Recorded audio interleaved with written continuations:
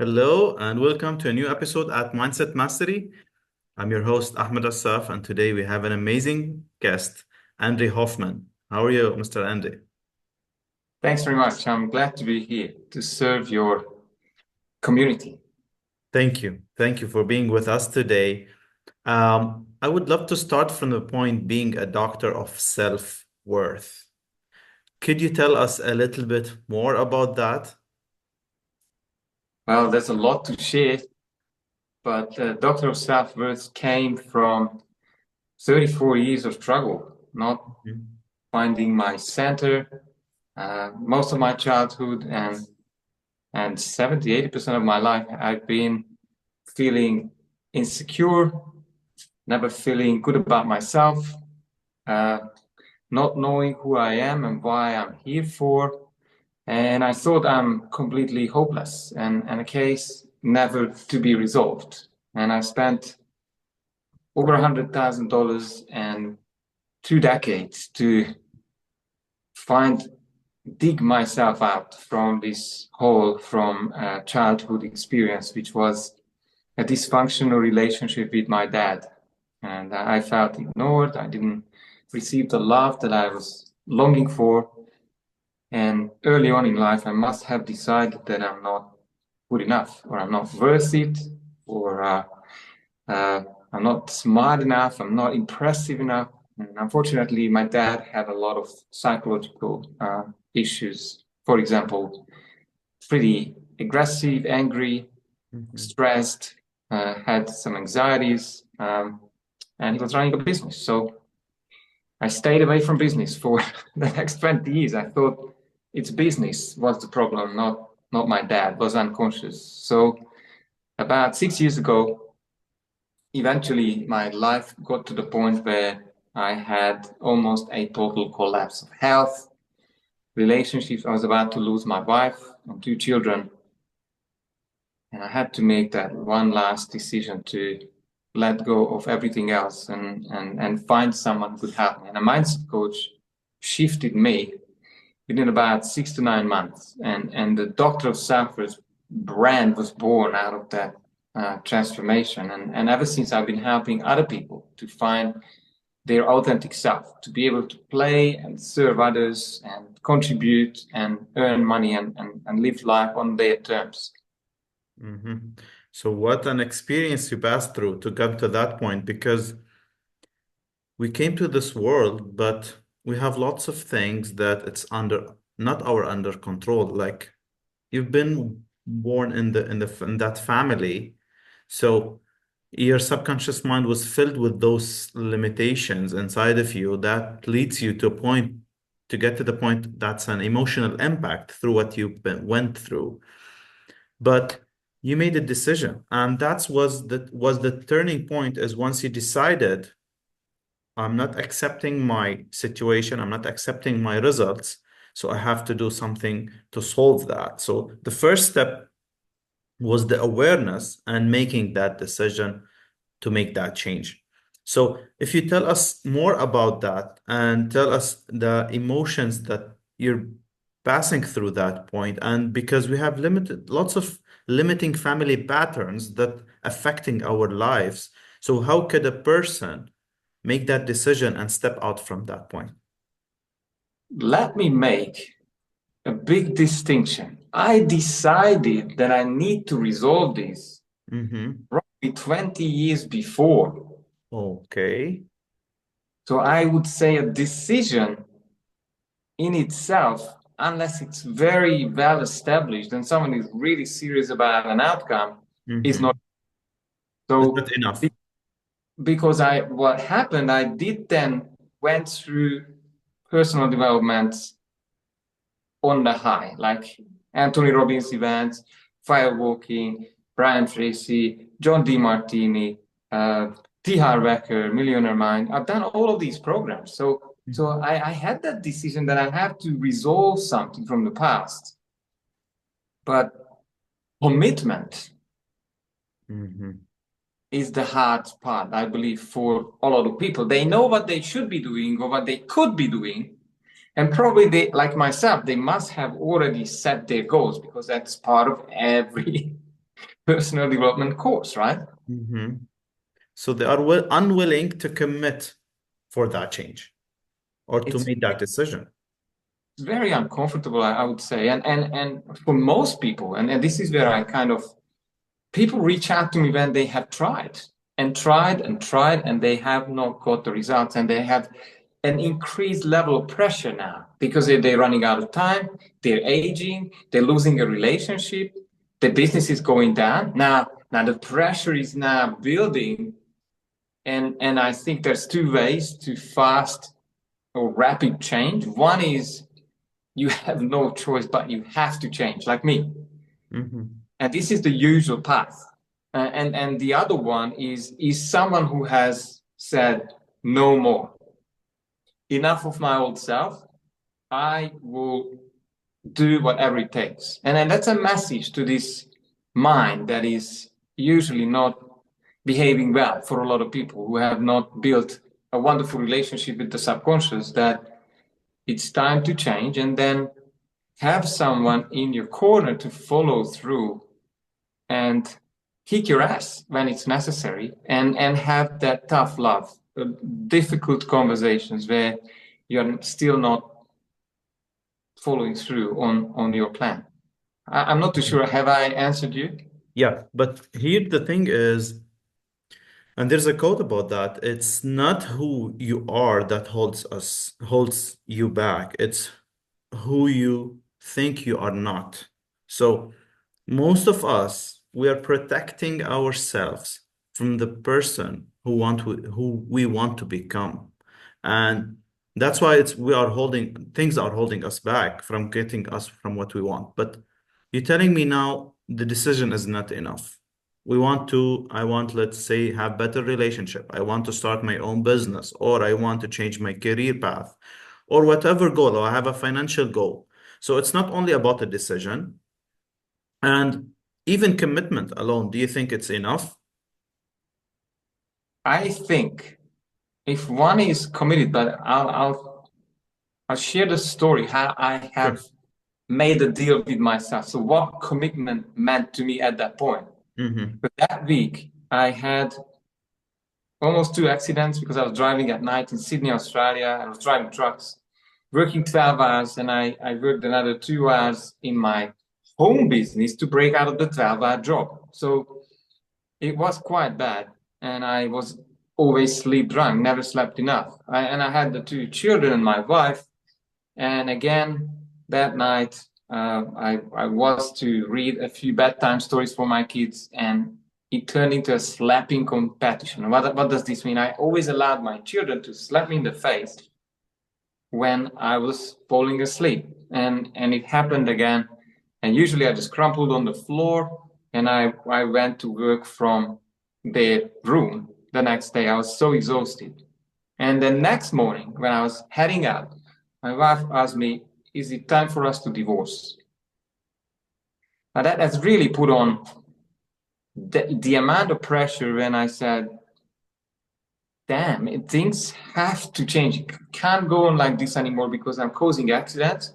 Mm-hmm. My shoulders were in such a state that I was wondering whether I need steroids or somehow to keep myself being able to work. I was losing my children, or I was not the father. I actually became the father that I had.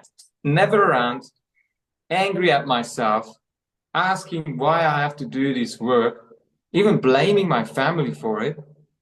And then the pressure was such a level that I had no choice left to keep my family and finally become the father I always wanted to be. So I have actually let go most of my goals. I said, okay, I don't want the fancy houses, there's so much money. I will get through this mind problem. I didn't know what it was. And I drop plan B and C, and I will allocate time and money to it. And it was difficult because by that time my family had no trust, because I kept promising that things will change, and dad will break through. I was away on the weekends on these personal development events, and I spent money and time in it. But I said to them, And my wife asked me actually, when are you going to stop this personal development madness? You are a junkie. And I said, I can't believe it. I said to her, I might lose you and the kids, but I understand and I believe there must be a way for us to have a meaningful life, more time, and maybe a lifestyle that we deserve. And she didn't leave me. I couldn't believe it. She said they might move away. And within a short period of time, like I pictured my tomb inscribed with he tried till the last moment, then he dropped dead at age 88, something like that. Within 6 months, I found this wonderful, wonderful mindset coach, and he has accessed parts of the mind and my genius and rewritten my whole life story. And since then, I've been serving others in groups or in one-on-one settings. So I hope this puts things into perspective sometimes how much pain is needed to commit. But some people are so smart and clever, they can follow through. But that's not usually the type of clients I tend to welcome in my business. Yeah, and that's really a great lesson to our audience that we're always looking and searching outside of us. And we thought the solutions and the problems and everything is outside of us. But I could confirm that through my experience and through your experience, Andre, that everything is within us.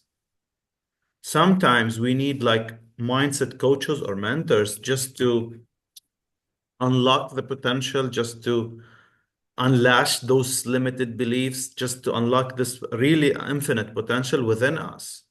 But all the greatness is within us. No one can give us the greatness, just they can unlash it to come to the surface. And that's the help with like a doctor like you and self-worth. And through your experience, you talk about the science of success through using those two ingredients. If you could tell us a little bit more about the mindset versus the skill set.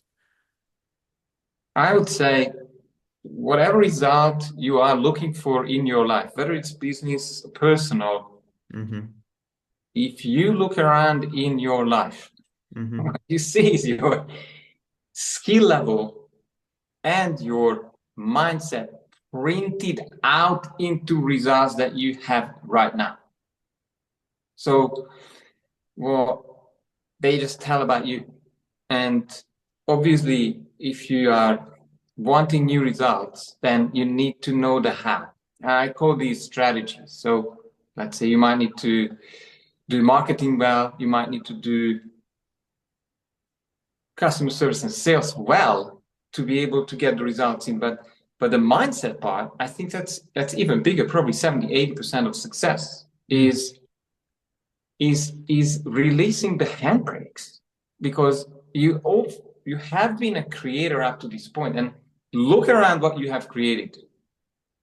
If there is not enough money, if there's not enough time, if there's not enough clients, if you don't think you're smart enough, or you're getting rejected, or you can't charge enough, these are all to do with your beliefs. And that's what I call mindset.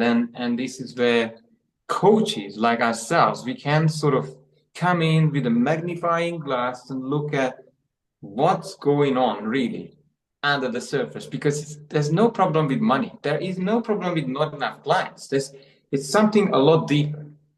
But if you have rejection patterns running from your dad or mom or from previous life, where you've been humiliated in front of a small class at the age of 4, then you might not be able to really stand out and share your message and promote yourself. Because in your mind, standing out is too vulnerable, and it's a definite way to get hurt or be criticized, or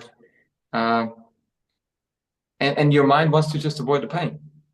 So might need to do some work in your past, and some people have a number of handbrakes in front. the change that they want. And unless you have someone to point it out, a blind spotter like Ahmed or myself, probably you'll be like myself. I worked hard for 20 years with the beliefs that I had no change in results. So you will pay with money, struggle, and slow and painful learnings if you are not using mentors and coaches who have one, done the journey and who are helping others to do the same. Yeah, and they've been there. They went through the same somehow the same experience. They have been in your shoes and they know what's going on with you somehow, and they will be guiding and empowering and leading you. And here's the point is I would tell the it would be a great opportunity to tell our audience that every 90 days, just we should stop and ask and think about that. What would be one belief we should enhance about ourselves, or what, and also what one skill set we should develop to achieve our goals? And we could make those shifts, massive shifts every 90 days. Why should we wait like 6 months or 1 year through that year just to make a change in our life? You could make it every 90 days. And here it comes the point of the insight, internal communication, and I'm talking about the self-talk. So, could you tell us more about this powerful dialogue and how to master that? But sometimes I challenge my clients, and if you're listening to us, I challenge you now to write out of your head Mm-hmm. the usual negative voices, the stories that you are telling yourself. And I love how you said it, change one belief every 90 days. Well, if you have the whole lot, then usually they are connected to each other. I almost use this metaphor that they are almost like, try to use a camera for you. They're almost like like a cobweb sitting on in your mindset, Mm-hmm. and this cobweb has these beliefs. In the middle, you have some negative emotions. So if you have a whole list of them, then you can cut Mm-hmm. through these limiting beliefs, and the cobweb will get weaker and weaker. So you have more self-empowerment. You could really back yourself up a bit more and more and more every time as these beliefs are losing grip on your psychology. And obviously, if you have a coach who could help you release these negative emotions that you must have been hanging on to for a long time, because they usually get replayed and re-triggered, then you're free. And finally, you will notice all of the opportunities that has been around you for the last 10 years or even more. How to serve, how to help, because most people are walking around blindfolded, not actually saying the truth or what they want, because they are so, their mind is so much against it, because there's so much they could lose if they break out of the current life. Mm-hmm. And that's what we need to find first. Yeah, What's holding you back? we always have those blind spots in our life through all our life. It never ends. And then it's our responsibility to look for that. Even by ourselves, it would took time, or we could leverage time because it's a very limited resource. Ask some a coach or a mentor how to develop and just look deeper inside of us and find those blind spots. And one of the skills that I want to discuss with you about the sales and selling, because either you'll be selling or you'll be sold. Just one of those two things is how to do that sales and developing that skill inside of us through our daily life and even in our professional life, because it's all about ideas and selling ideas and how to just to sell ourselves. I have a very unconventional view. Mm, I've heard sell or get sold what I have understood from what you said, Mm-hmm. then maybe excuses will be sold to you when you cannot sell. Yes. I would create much more space because I believe identifying clients could end up referring someone to another practitioner or coach. So I believe there needs to be a certain match. I would never push sale as such. That's not my goal. And I actually have free sessions for that reason. So I make myself available for anyone who's serious about change. And I want to understand where they are, what's the struggle. And my idea is to get them a life-changing realization or breakthrough for free. But I'm really helping them to finally decide and commit if they are the right type of person to do something about the problem now they have been struggling with for 20, 30, 10 years or whatever is the past. Mm-hmm. So that's my role. And yes, I'm available to help, but I think our responsibility is more so to sort of nudge them forward toward the life that they want. And some people have so much unawareness. My sessions are always set up, all right, what's the problem? What is the root of the problem, which is normally a big aha moment that, oh, I wasn't aware of this, that this is from the past. And then they need to find out what they really want. And this is a hard question for many people. When I ask them, how would you know you overcome this? Or what is the result that you're looking for? And then see if I can be the bridge. Or is it ethical for me? Am I feeling okay about helping this person from here to there? Mm-hmm. Because I do have really strange requests. Like one of the first clients I had to fire, she said, "Oh, I want to tolerate how my husband is hurting me with his words." And I said, "Well, you need to find someone else." Because for me, I would not be able to teach you how to suffer or how to eliminate your suffering while you are being, insulted. So I guess when these things are at place and there's a good match, then I'm gladly offer my services, which and maybe this is something for you to write down. If you're listening to us, selling is nothing else but helping. That's all it is. Yeah. And there should be a balance of giving and receiving, a healthy exchange. And I'm always making sure there is, X amount more value given. Yeah. That's the key is because sales it's the symptom, but the cause is the value that you are giving and the what you are providing. And as you said, you're providing something for free. And this podcast, for example, it's a free message to our audience where they can learn, grow, and lead. So the key is giving the value, and by default, you'll be selling indirectly. But the thing is, always once we think about value, that's what leads to sales. That's will be like the sales will be a default. And here also there's a point we have to talk about is you have to give before you get.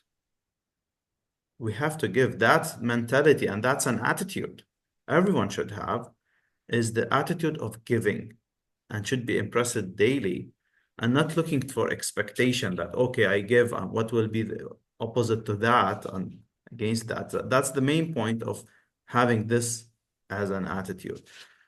So being in this domain, I would love to know more about talking about the self-image and having that identity where I can overcome the fear or overcome the anxieties because we have all of us like having those limited beliefs through our lives. So how could we be just aware of those emotions and get, I don't want to say get rid of them because it's almost always there. How could we be like having this mental health fitness and be aware and ready for those emotions?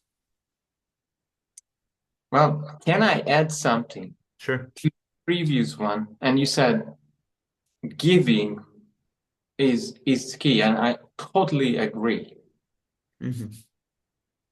There's one thing that I believe every business owner should be aware of. It's yes, giving value in whatever way you can is ideal, but you need to understand that there is probably 1 or 2 out of 10 people who are ready to buy now. Hmm.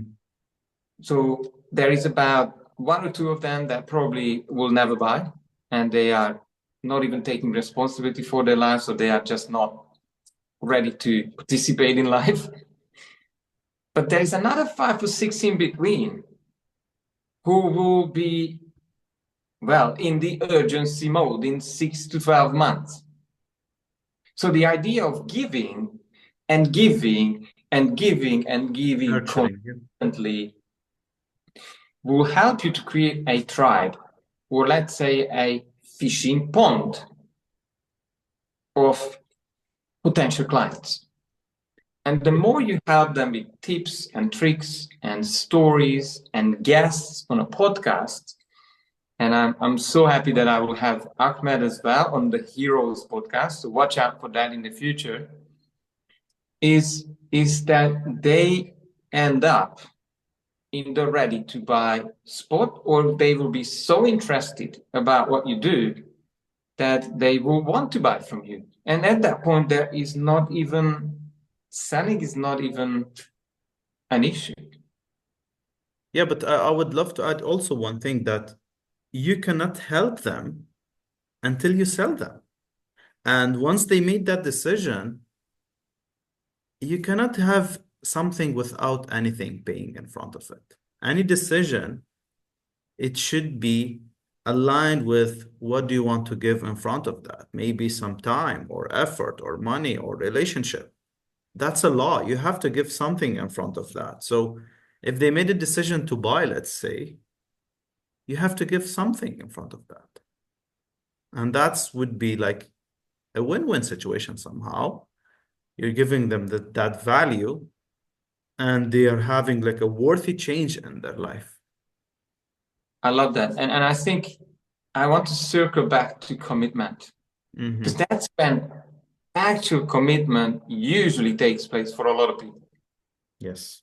I do make some exceptions sometimes, but what I've seen, when someone has made a decision, they have established, or there has been a contract signed or deposit put down for a program or working together, then we actually have a client who is in the right type of mindset, probably ready to do the uncomfortable work, Yeah. which is, You have to be willing to that. You have to be willing to commit. and the results are then almost guaranteed. It's because you, Ahmed, and myself, we somewhere in, that's what I said to you, somewhere in the process or in the nurturing process and giving free information, we have been able to help them to finally make a decision and commit. Hmm. And now there is just inner work.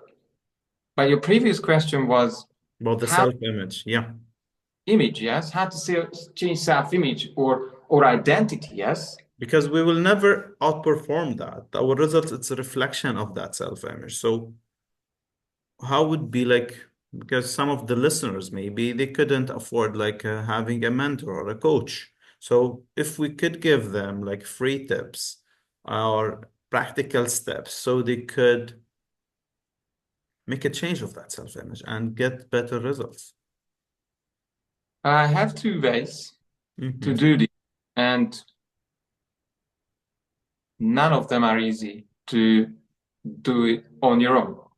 So if you have access to someone who can help you through these processes, then Mm-hmm. you will have a higher chance of success.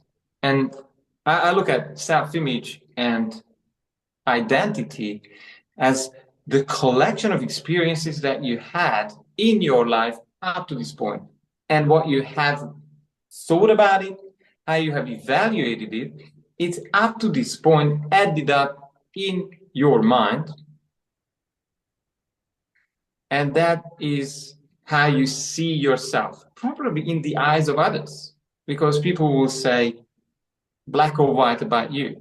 And the earlier experiences you had in your life, the bigger the impact on your self-image. So traumatic experience in childhood is a massive handbrake in people's emotional freedom. So one way, and this probably requires therapy or professional approach, is to change your relation to any root cause experience and pain or trauma, negative emotions that you had in your childhood or early on in life, to rewrite the experience, to basically have a new experience of yourself. Because what happens then? In the now, where you are, you will have a different experience about the past. So that means you are literally becoming a new version of you. Mm-hmm. New model.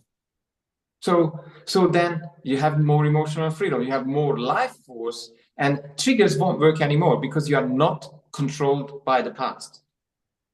And this is most of my work. I need to kind of figure out, or where this belief came from.